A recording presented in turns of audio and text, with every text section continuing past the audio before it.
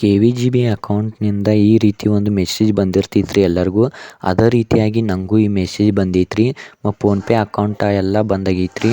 ಈ ಒಂದು ಪ್ರಾಬ್ಲಮ್ ಹೆಂಗೆ ಸಾಲ್ವ್ ಮಾಡೋದು ಅಂತ ಈ ವಿಡಿಯೋದಾಗ ಸಂಪೂರ್ಣ ಮಾಹಿತಿ ಹೇಳ್ಕೊಡ್ತೇನೆ ರೀ. ಈ ವಿಡಿಯೋನ ಸ್ಕಿಪ್ ಮಾಡ್ದೆ ಕೊನೆ ತನಕ ನೋಡಿರಿ. ಹಂಗೆ ನಮ್ಮ ಚಾನಲ್ನ ಸಬ್ಸ್ಕ್ರೈಬ್ ಮಾಡ್ಕೊಂಡಿಲ್ಲ ಅಂದರೆ ಈಗಲೇ ಸಬ್ಸ್ಕ್ರೈಬ್ ಮಾಡ್ಕೊರಿ.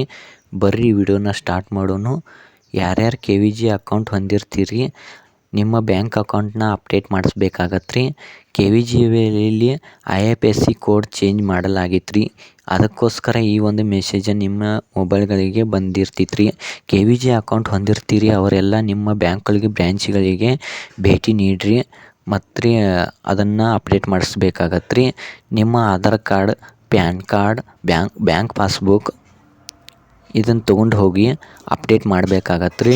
ನಿಮ್ಮ IFSC ಕೋಡ್ ಅಪ್ಡೇಟ್ ಆದ್ರೆ ಅಷ್ಟೇ ನಿಮ್ಮ ಬ್ಯಾಂಕ್ ಅಕೌಂಟ್ ಪ್ರಾಬ್ಲಮ್ ಸಾಲ್ವ್ ಆಗತ್ತೆ ರೀ. ಈ ವಿಡಿಯೋನ ಇಷ್ಟ ಆಗಿದೆ ಅನ್ಕೋತೀನಿ ರೀ. ಲೈಕ್ ಮಾಡಿರಿ, ಶೇರ್ ಮಾಡಿರಿ, ಸಬ್ಸ್ಕ್ರೈಬ್ ಮಾಡಿರಿ. ಯಾರ್ಯಾರು KVGB ಅಕೌಂಟ್ ಹೊಂದಿರ್ತೀರಿ ಅಂಥವ್ರಿಗೆ ಈ ವಿಡಿಯೋನ ಶೇರ್ ಮಾಡಿರಿ.